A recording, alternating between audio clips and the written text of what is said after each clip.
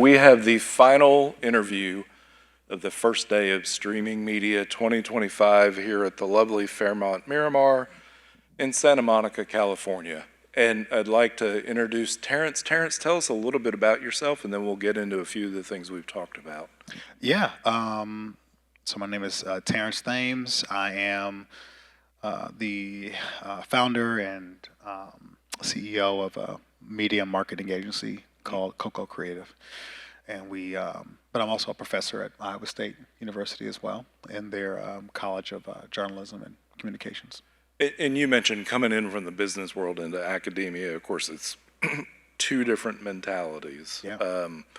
But it gives you a chance to influence younger minds. What's the most fascinating thing for you as you move from business into teaching students? Yeah, I think my mindset around the world is a little bit different because, and even with that, I still own and run the business or still run it, but my access to opportunities and exposure informs the way I teach and the insight I have. So it's good to still currently be practicing and then have offer my unique value proposition and perspective. But the way I think how it influences me the most when I teach is that I see everything has an element of commerce. And I teach from that perspective, knowing that you can add value in the marketplace, no matter what your major is. But I'm also teaching students to have an open mind and a collaborative mindset around how you offer value into the marketplace, no matter what your niche, no matter what you think your niche is, Sure. or no matter what the system may say you have to choose to then go and find a career. I'm going to say, well, all your skill sets are important. Let's figure out how your gifts and your education can match with passion and purpose, and then make sure you're refining those skill sets, but also know that your passion and skill sets don't have to be the only way that you monetize. So those things I'm bringing. I'm bringing also life lessons, leadership lessons, lessons around resiliency. I'm big on soft skills, so I'm integrating that into teaching advertising, PR, and elements of sports media and communication. So you mentioned PR and advertising, and of course, it's been years since I've taught, but I taught PR as well, and trying to get kids to understand the difference between advertising and PR. One, it's a paid promotion. The other, it's for all intents and purposes, a referral. At least when I was teaching, kids would say, well, I don't want to go into PR because it doesn't pay well. Advertising's more interesting. Sports advertising these days must be really interesting. How do you deal with that with them looking at sort of different levels of commerce as you talk about commerce being part of it all? Yeah, that's a great question. So what I teach is you have to understand all the things in order to understand how they all work together. Okay. And it's good if you things are less segmented now. Okay. I think understanding what advertising is versus PR versus just general communications versus marketing. There's a lot of integration for these things together, but the students don't know because they're coming in seeing it all, and they're also in many ways coming in with somewhat of a consumer mindset. They know that they've been marketed to. They know that there's PR working. They're interested in communications and storytelling, but they're not sure how to differentiate it per se. Sure. But making sure that they understand it all and the differences and the similarities is very, very good. Now you can go into the marketplace being a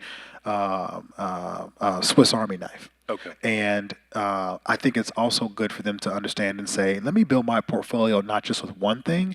Even if my major says I specialize in this, let me also have these other skill sets on my portfolio to make sure I'm touching and I'm adjacent to multiple things to make sure I'm marketable in the right kind of way. And sports is interesting because, it involves so many things. You can almost take off the word sports and replace it with anything else and say, this is business marketing communication. This is social marketing and communication. Okay.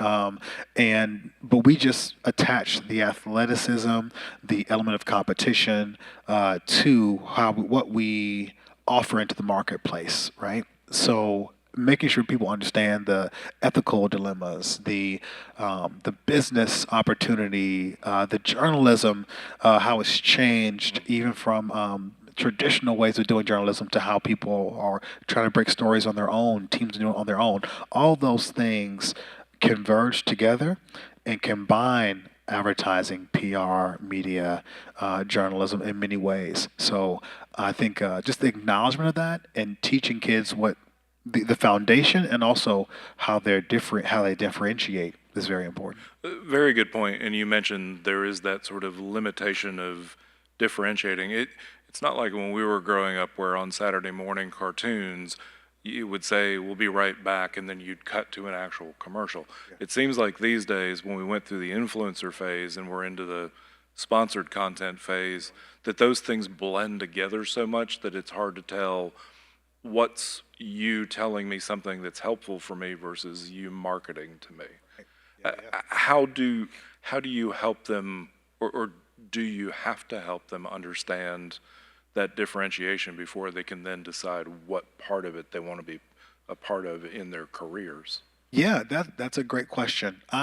We do a lot of case studies Okay. in my class, whether it's advertising, PR, or even sports media communication. So those case studies help lay the ground, and we have articles too. But those case studies help lay the groundwork for the premise of how to separate those differences. I think also my experience being involved with our regional Emmy chapter and the board and being an awards chair and seeing different content come through and also being a judge helps me to also be current with some of the issues that come up with saying, is this branded content, even though it's from a news station, if since it's sponsored? What categories does this fit into? And so as we answer those questions and make sure things are in the right categories when it comes to business and how we elevate our journalists, elevate our creators in the marketplace, be it in sports, be it in media, advertising, whatever it is. That also helps me to further define that when I bring it into the classroom. Okay. So I do build it in the lessons, but the case studies help because the case studies bring out different dilemmas based off of what happened in the marketplace and how teams or people responded or what was successful. As we look at this is branding, here's why. This is how what journalism is now an element of that. Here's why. Here's what was unethical about this particular thing, Right. and here's why. And so, yeah, I think that case study as a premise really helps and it helps me to teach it because I can just point to the examples. And then one last question. We talked about sports, and you said you could sort of take that off and add other things in. One of the things, though, it seems that sports gives is authenticity. I can tell you I'm a great player, Yeah. but then you watch me play on Saturday or Sunday, and I either live up to what I'm saying authentically or I don't live up to it. Travis Kelce, Taylor Swift to the side. But at the end of the day that's the other question I have is how do we work with students to help them understand what's authentic versus what's just being pitched to them in a really appealing way? Yeah, that's so good. So one of the things I emphasize in the classroom is to take off your consumer mind and put on your advertising and PR mind, Okay. or put on what I call your SMC mind, which in this case is for sports media communication mind. And I ask them, what did you see that in terms of advertising, in terms of you being advertised to, what campaign did you see?